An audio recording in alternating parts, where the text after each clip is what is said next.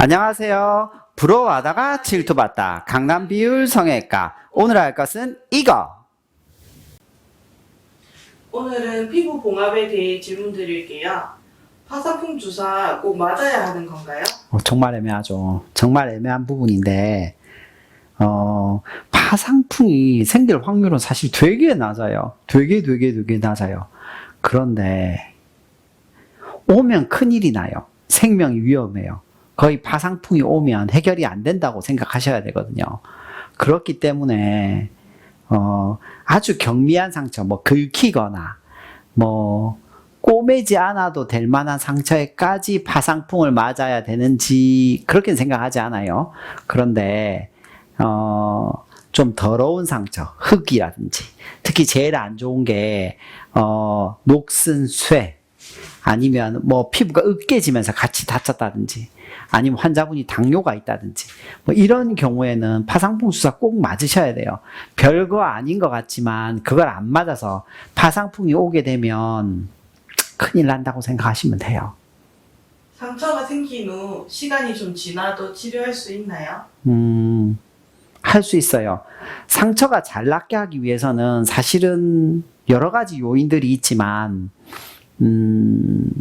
일단 어떤 같은 종류의 상처가 났다고 생각하면 잘 꼬매주면, 처치를 잘하면 좋을 것이고, 두 번째는 사실 좀 빨리 꼬매는 것도 좋아요. 그런데 이 두 개가 상반되는 경우가 있어요. 예를 들어서 제가 땡땡 섬에서 다쳤어요. 그런데 그 땡땡 섬에는 의사 선생님이 한 명밖에 없는데, 그 선생님이 꼬매는 거에 대해서 되게 자신 없어 한다. 나는 좀 안 꼬맸으면 좋겠다.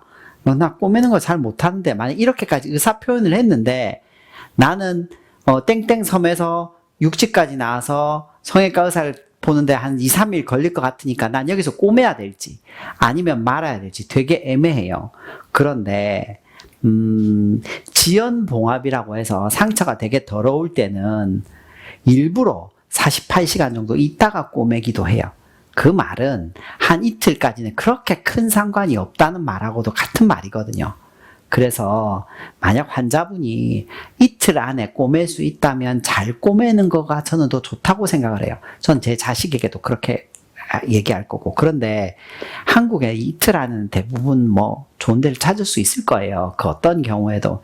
그래서 뭐가 옳다 그르다는 되게 애매한 이야기지만, 일단 상처가 안 나는 게 제일 좋겠지만, 상처가 이게 안 났다면 처치를 잘 받는 쪽이 흉터를 줄이는 거라고 생각해요. 성형외과에서 봉합하면 어떤 점이 좋은가요? 정말 애매한 얘기죠. 성형외과 의사는 뭐가 다를까요? 라고 같은 말인데, 성형외과 의사는, 전공이라고 부르는 4년 동안 응급실 환자들을 보게 돼요. 그러면 찢어진 환자, 얼굴뼈 부러진 환자, 이런 환자들 계속 보게 되면서 그 경험이 쌓이게 돼요. 그건 어떻게 돈 주고 살 수 없는 어떤 경험들이죠. 그래서 성형외과에서 봉합을 하면 몇 가지가 다르게 돼요. 첫 번째로는 대개는 더 작은 실을 사용해요. 더 촘촘히 꼬맨다고 생각하시면 돼요. 두 번째로는 속실, 녹는 실을 잘 사용해요. 세 번째로는 이 상처를 잘 케어해요. 네 번째로는 죽은 살이 있으면 이 죽은 살들을 잘 잘라내요. 이런 여러 가지 것들이 합쳐져서 상처 케어가 잘 되게 되는 거거든요. 근데 그거는 교과서를 한번 읽어서 되는 것이 아니라 한 몇 년을 응급실을 봐야 되기 때문에, 대부분은 얼굴 상처만 보기 위해서 응급실에 있는 분은 대부분은 한국에서는 성형외과 의사들이에요. 성형외과 전공의들이거든요. 그래서 다는 아니에요. 그러니까 어떤 성형외과 전공이나 전문의가 일반 의사보다 더 잘 꼬맨다, 이런 의미는 아니에요. 응급실 수준에서, 어떤 다친 거 수준에서는 최소한 그들이 훨씬 더 많은 경험을 가지고 있기 때문에 되게 더 잘할 확률이 높다고 생각을 해요. 화상 흉터도 치료할 수 있나요? 화상 흉터는 굉장히 복잡한 것 중에 하나예요. 이렇게 말하면 약간 겁주는 흉터가 되죠. 저도 여기에 화상 흉터가 있는데 화상 흉터가 언제 문제가 되냐면 하나는 무릎이나 팔꿈치 같은 게 있을 때 이게 펴지지 않는 경우가 생길 수 있어요. 그럴 때 문제가 되고요.